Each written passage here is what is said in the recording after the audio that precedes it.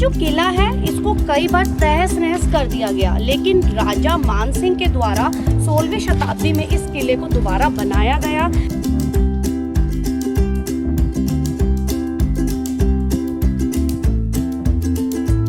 ऐसा किला है जिसको 16 बार तहस नहस किया गया, लेकिन वो किला आज भी वही मौजूद है। कौन सा है वो किला और किसका है वो किला?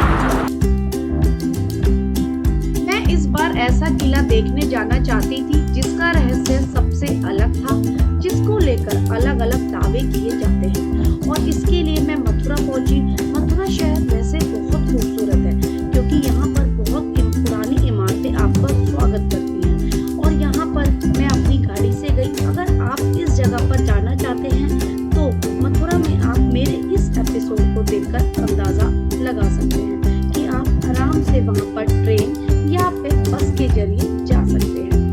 और ये एक आसान बजट है, क्योंकि आप मथुरा जाएंगे तो आपको कई जगह देखने और घूमने के लिए मिल जाएंगे।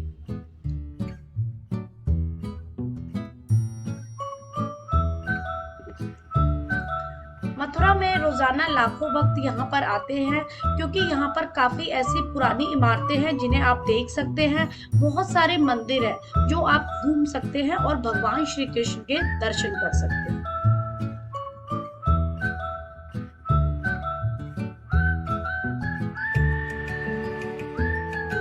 लोग मथुरा में सैकड़ों जगह घूमने के लिए आते हैं, लेकिन कंस के किले को नजरअंदाज कर जाते हैं। अगर आप भी भगवान श्री कृष्ण से जुड़े सत्य को जानना चाहते हैं तो कंस के किले में एक बार जरूर आएं।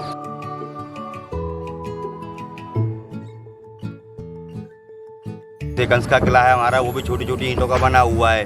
उसको रिपेयर कर दिया है तो और अच्छा हो गया है तब से।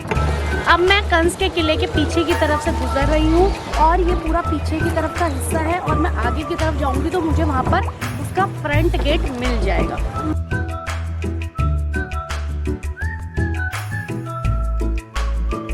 कंस का किला बाहर से जितना खूबसूरत है उतना ही अंदर से भी है। आप अगर इस किले में अंदर की तरफ जाएंगे तो इसमें काफी जगह घूमने के लिए है और बहुत बड़ा बना हुआ है।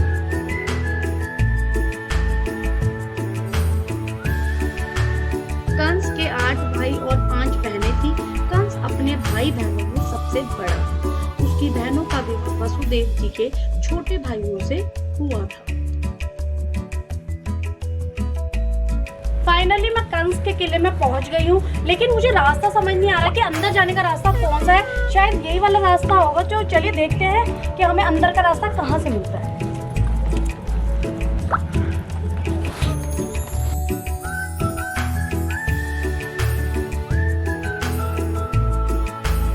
यहाँ पर मैं आई हूँ। यहाँ पर तो मुझे खाली ऐसे ग्राउंड सा मिला है, और यहाँ पे काफी पुरानी इमारतें हैं जो ईंटों से बनी हुई हैं, और ऐसा लग रहा है जैसे ये मुगल काल के समय में भी दोबारा बनाया गया है।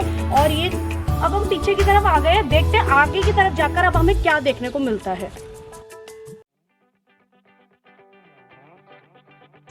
लेकिन कंस इतना दुष्ट था कि उसने शूरसेन जनपद का राजा बनने के लिए अपने ही पिता उग्रसेन को बंदी बनाकर जेल में डाल दिया था।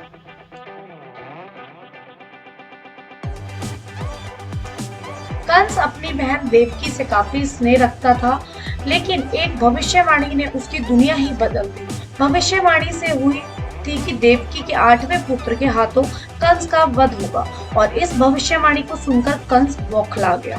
फिर उसने अपनी ही बहन देवकी और उसके पति वसुदेव को बंदी बनाकर कारागृह में डाल दिया था। यमुना नदी में आज पानी कम है, लेकिन द्वापर युग में नदी का बहाव काफी रहता था, जो कंस के किले को नहीं छू पाता था। और कंस का किले की बनावट काफी अच्छी है।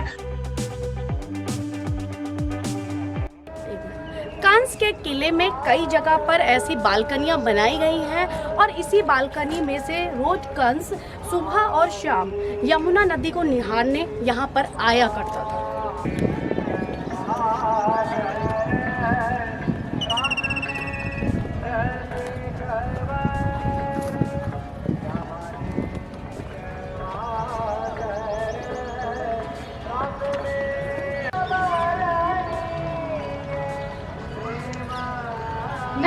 के किले को बहुत गौर से देख रही थी क्योंकि वहां पर आज भी मुझे कई ऐसी प्राचीन और अद्भुत चीजें दिखाई दी जिनका अब सिर्फ ढांचा रह गया है।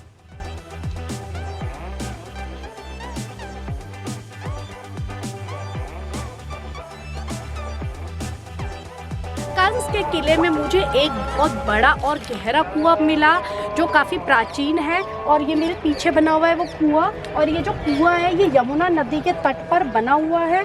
इसकी बनावट बिल्कुल अलग सी है और ये बहुत गहरा है। इसकी गहराई आज तक कोई नहीं नाप पाया और पता नहीं है कितने वर्षों पुराना है। और यहाँ पे सामने ही ये यमुना नदी का तट है और उसी के साथ में ये है एक कुआं।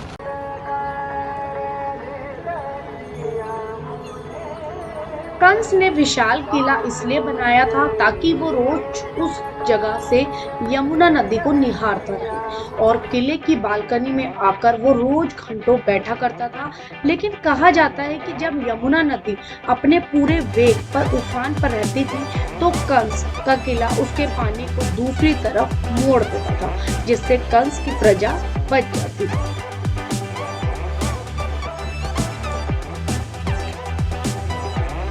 ये बालकनी काफ़ी पुरानी बनाई गई है। देखिए काफ़ी पुरानी लग रही है, देखने में तो नई नहीं लग रही है क्योंकि ऐसा लग रहा है इसकी मरम्मत की गई है और ये पूरे पत्थर से बनाई गई है। और ऐसी बालकनियाँ आज के समय में बहुत कम देखने को मिलती हैं।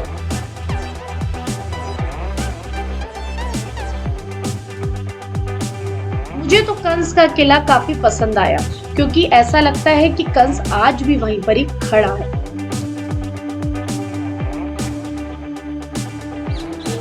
दरअसल इन दीवारों को इसलिए ऊंचा बनाया गया क्योंकि अगर जब यमुना का पानी पूरे बहाव में होता था तो उनकी लहरें शहरों तक ना जाए, इसलिए इन दीवारों को ऊंचा रखा गया।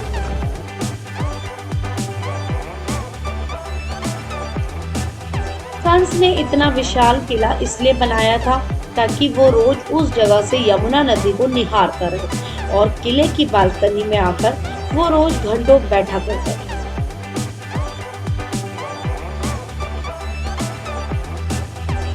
कंस के किले के तीनों तरफ शहर है और दूसरी तरफ यमुना नदी है और ये शहर तभी से बसा हुआ है जब से कंस का समय था, तभी से ये शहर है और तभी से यहाँ पे लोग रह रहे हैं। कंस के किले के ऊपर जब मैं घूम रही थी तो एक विशाल मैदान था और ऐसा लग रहा था जैसे आजकल लोग टेरेस गार्डन बना देते हैं, तो वो उसी टाइप का कुछ लुक लग रहा था देखने में। और हरे भरे पेड़ थे और ऐसा लग रहा था रोज इनमें पानी डालता है कोई ना कोई और काफी अच्छे लग रहे थे क्योंकि बहुत सारे यहाँ पे आप देख सकते हैं बहुत सारे यहाँ पे पेड़ पौधे हैं। और जब मैं नीचे की तरफ गई तो मैंने देखा कि वहाँ पे जो सीढ़ियाँ थी वो भी काफी ज्यादा बड़ी बड़ी थी जिसको उतरने में मुझे काफी टाइम लगा और बहुत ही गैप था सीढ़ियों के बीच में क्योंकि वो सीढ़ियाँ काफी पुरानी थी।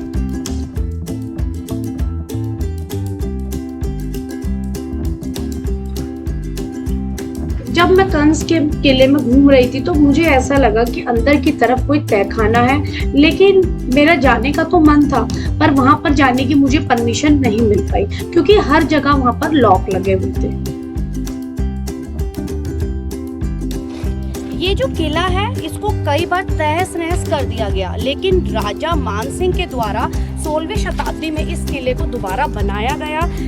इसी वजह से ये किला आज भी मामा कंस के रूप में खड़ा है।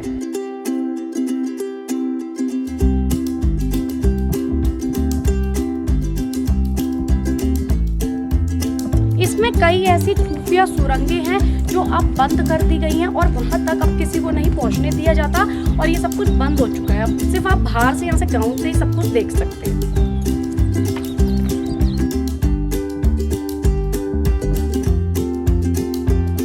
कंस के किले के पीछे एक विशाल दीवार थी, मानो ऐसा लग रहा था कि जैसे किसी जेल की दीवार हो, लेकिन इसका अभी तक कोई स्पष्ट उत्तर मुझे नहीं दे पाया।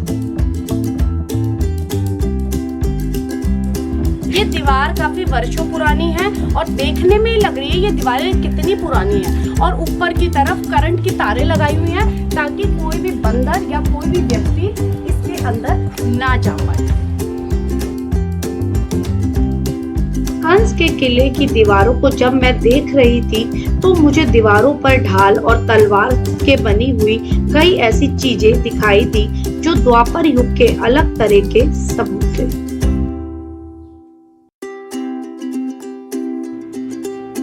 कंस के लिए यह भी दावा किया जाता है कि जब वह अपने किले में घूमता था तो उसकी प्रजा उससे बहुत अपेक्षाएं रखती थी और वह अपनी प्रजा के लिए भी उतना ही कार्य करता था, लेकिन अपनी बहन के पुत्र के द्वारा मारे जाने की भविष्यवाणी के बाद कंस पागलों जैसी हरकतें करने लगा।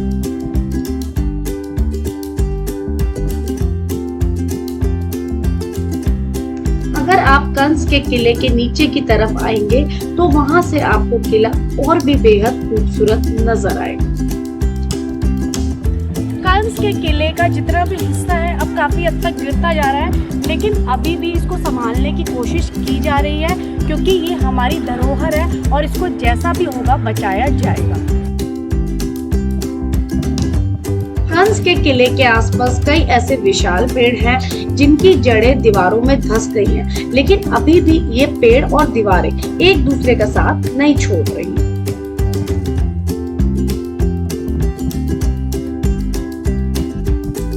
मैंने आपको इस वीडियो में एक बहुत ही रहस्यमयी जगह दिखाई, कंस का किला, और अगर आपको इस किले में कुछ डिफरेंट लगा तो प्लीज़ मुझे इस वीडियो में ज़रूर कमेंट करें, और अगर आपको मेरा ये वीडियो अच्छा लगा तो इस वीडियो को लाइक, शेयर एंड सब्सक्राइब करें।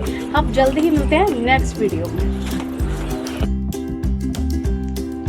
कंस का खात्मा महज 50 मीटर की दूरी पर ही भगवान श्री कृष्ण ने किया था।